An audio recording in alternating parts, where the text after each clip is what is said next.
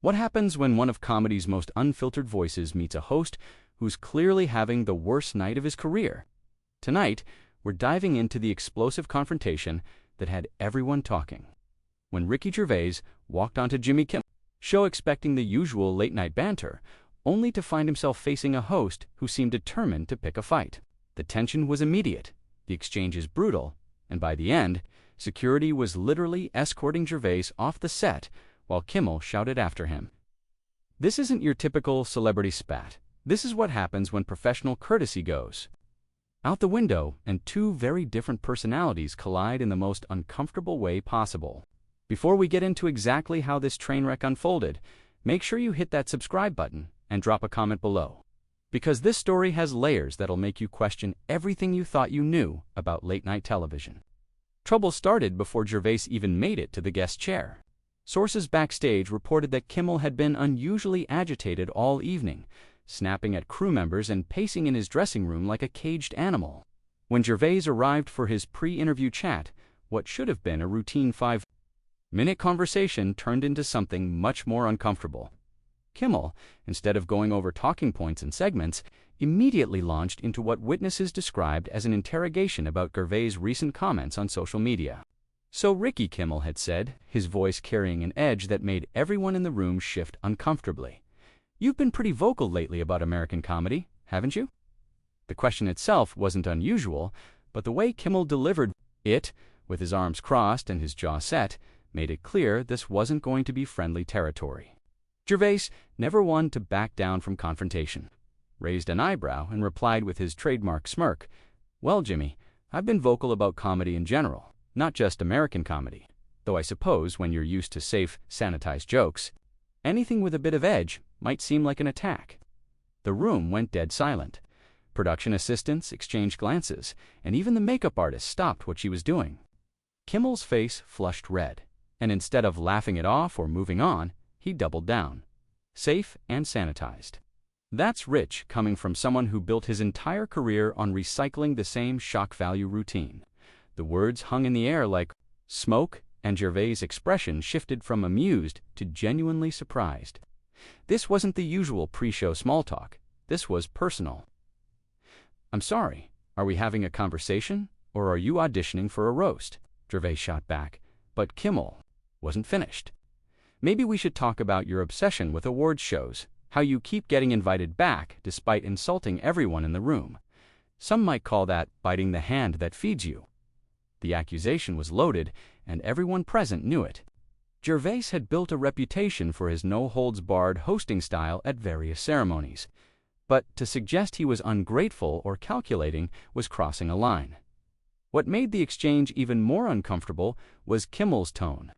Gone was the affable, self-deprecating hosts that audiences knew and loved.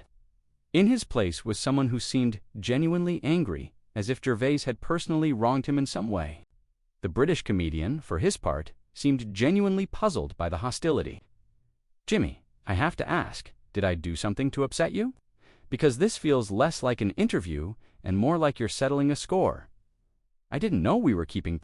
The question should have been Kimmel's opportunity to reset, to laugh off the tension and admit he was having an off night. Instead, he leaned forward, his voice dropping to a whisper that somehow made his words more menacing.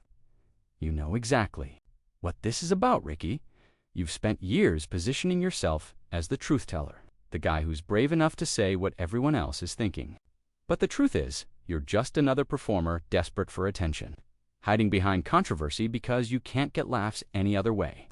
The accusation was devastating, not just because of what it implied about Gervais' career, but because of how calculated it sounded. This wasn't a heat-of-the-moment outburst. This felt rehearsed, planned. Gervais' famous composure finally cracked, and he stood up from his chair. "Right?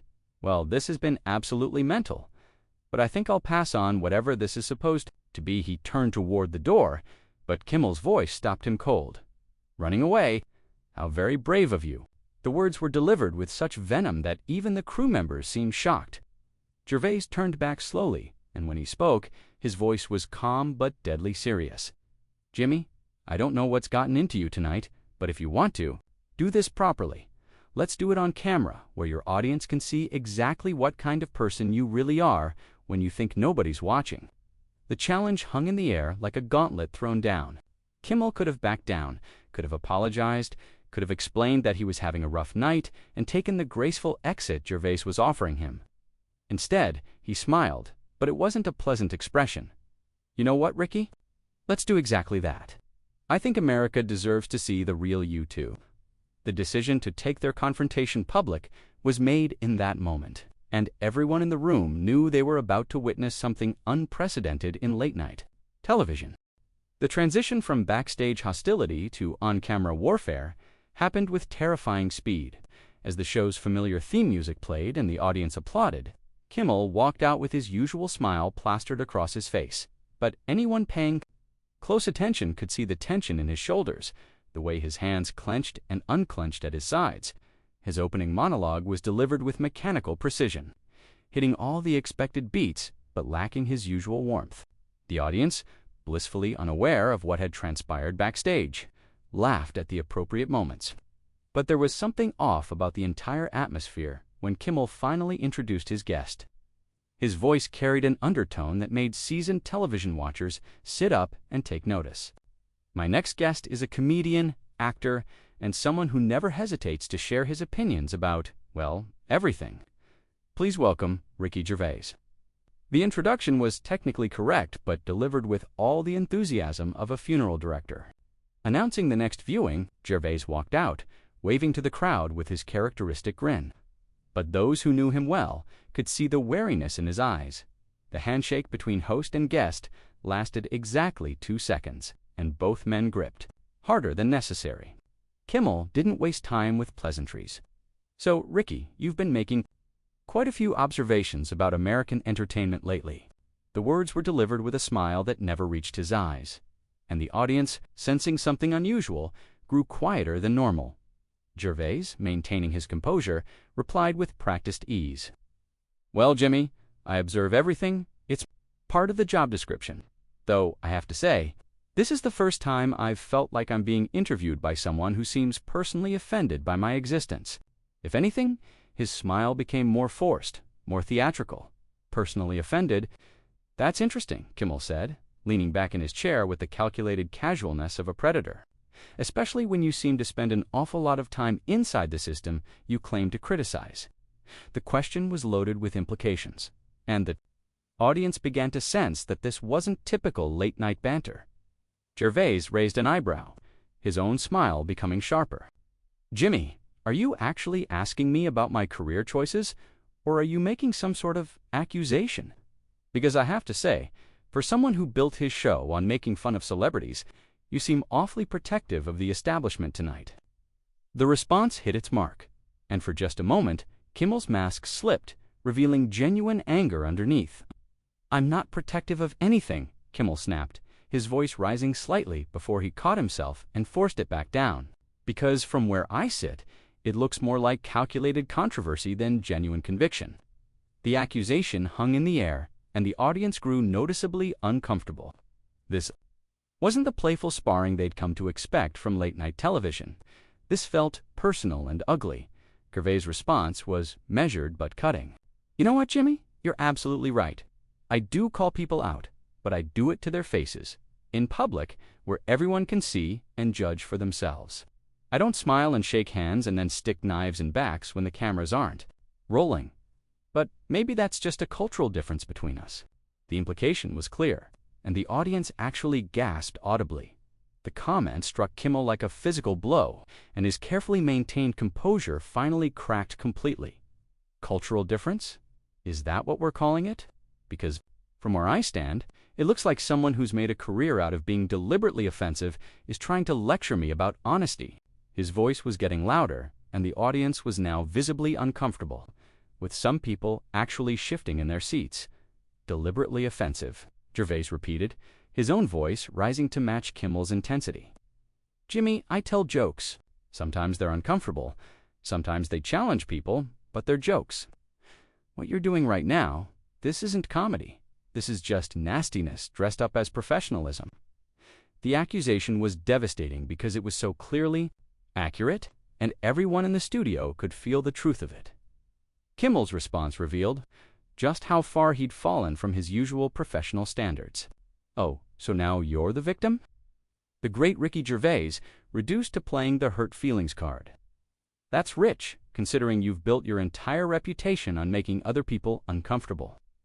The words were delivered with genuine viciousness, and the audience was now dead silent, sensing they were witnessing something they probably shouldn't be seeing.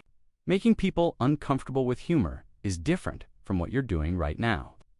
Gervais replied, his voice steady despite the obvious provocation. "This isn't comedy, Jimmy. This is just you being a bully with a television show. And frankly, it's beneath both of us." Kimmel's voice was shaking now, all pretense of professional control abandoned. "You want to talk about bullying? What do you call what you did to Tom Hanks? At the Golden Globes, what do you call the way you humiliated Jennifer Lawrence? But somehow, when someone pushes back against you, suddenly you're the victim." The examples he cited were wildly mischaracterized, taking moments of playful ribbing completely out of context. But his delivery made them sound like serious accusations.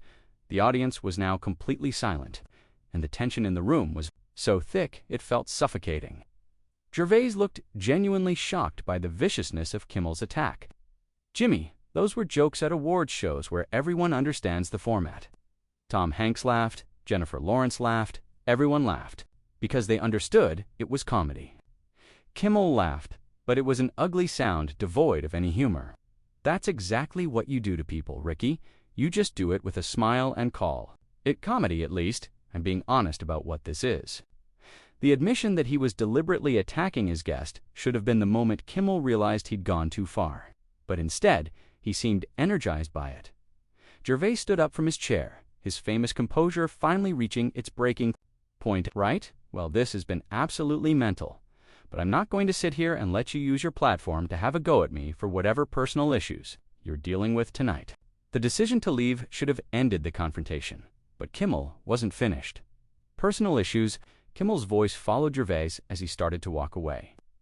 "The only personal issue I have is watching someone who thinks being British makes him smarter than everyone else come on American television and lecture us about comedy." The comment was so petty, so clearly designed to provoke that even the audience seemed embarrassed for their host. Gervais stopped walking and turned back, his face a mask of controlled fury. "Jimmy, I've never claimed to be smarter than anyone, because of where I was born, but I will claim to be more professional than whatever this pathetic display is supposed to be." Across social media, and analyzed by television critics for months to come, Kimmel actually stood up from behind his desk, his hands shaking with anger, and pointed at Gervais, like he was in a schoolyard rather than on national television. "Don't you dare talk to me about professionalism, you arrogant piece of garbage. This is my show, my stage, and if you don't like how I run it, then get out." The words echoed through the studio like gunshots, and the audience sat in stunned silence. Gervais looked at Kimmel with something approaching pity, which only seemed to enrage the host further. "Your show, your stage, but apparently not your dignity," Gervais replied quietly. And those 7 words seemed to break something fundamental in Kimmel's already fractured composure. What followed Gervais' devastating assessment of Kimmel's dignity was a moment of complete silence that stretched on for what felt like an eternity. The audience sat frozen, unsure whether they should applaud, boo, or simply pretend they hadn't witnessed their beloved host completely lose his professional composure on live television. Kimmel stood behind his desk, his chest rising and falling rapidly, his face cycling through shades of red and purple that suggested he was either about to explode or have a cardiac event. The camera operators, unsure of what they were supposed to be capturing, kept their lenses trained on both men, while the director frantically tried to figure out whether to cut to commercial or let this unprecedented meltdown continue. For his part, seemed to recognize that he had just delivered a knockout blow. But rather than pressing his advantage, he appeared genuinely concerned about what he had unleashed. "Jimmy," he said quietly, his voice carrying none of its earlier edge, "maybe we should just call it a night. This clearly isn't working for either of us." It was an olive branch, a graceful exit that would have allowed both men to salvage something from the wreckage of what had started as a simple late-night interview. But Kimmel was beyond reason, beyond professional courtesy, beyond anything resembling the affable host his audience had come to know and love. "Don't you dare," he hissed, his voice barely above a whisper but somehow more menacing than his earlier shouting. "Don't you dare stand there and pretend to be the reasonable one after. You just humiliated me on my own show." The accusation was particularly galling because Gervais had done nothing more than respond to Kimmel's increasingly unhinged attacks. But in his current state, the host seemed incapable of recognizing his own role in the disaster. "I humiliated you?" Gervais asked, genuine bewilderment creeping into his voice. "Jimmy, I've been sitting here trying to figure out what I did to make you so angry, and you've been launching personal attacks since the moment I walked out here. If anyone's been humiliated tonight, it's been a mutual effort." The response was measured and fair, which only seemed to infuriate Kimmel further. The host's next words revealed just how far he had fallen from any semblance of professional behavior.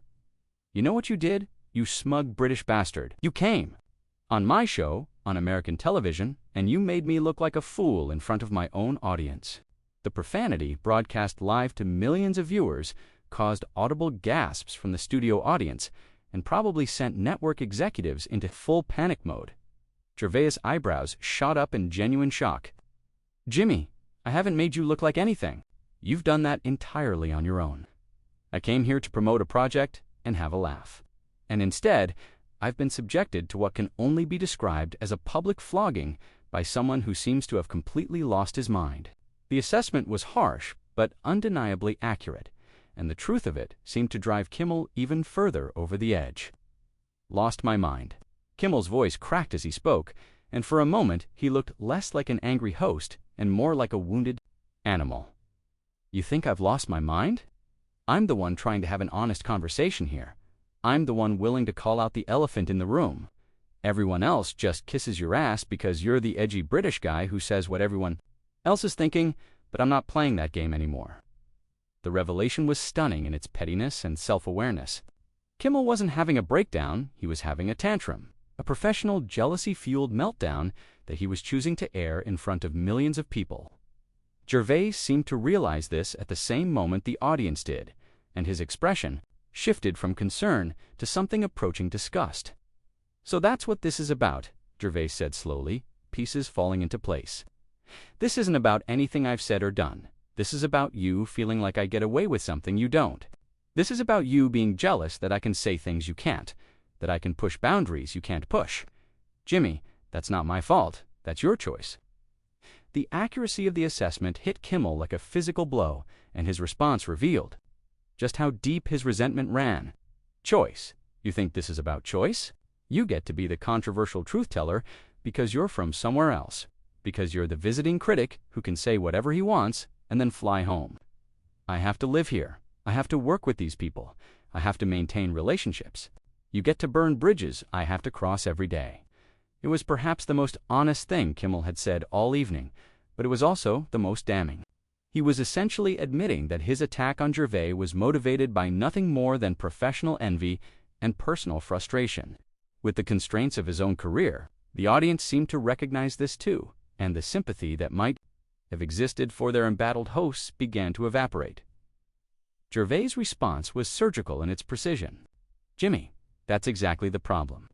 You're so worried about maintaining relationships and keeping everyone happy that you've forgotten what it means to actually say something. You've turned yourself into a sanitized version of what a comedian should be, and instead of trying to break out of that box, you're attacking me for never climbing into it in the first place." The words landed with devastating accuracy, and Kimmel's face went white with rage. "Sanitized? You think I'm sanitized? Let me show you how sanitized I am." What followed was a string of profanity and personal attacks so vicious and unhinged that the network would later have to issue multiple apologies. Kimmel accused Gervais of everything from being a has-been, desperately clinging to relevance, to being a closet racist who hid behind humor to express his true feelings.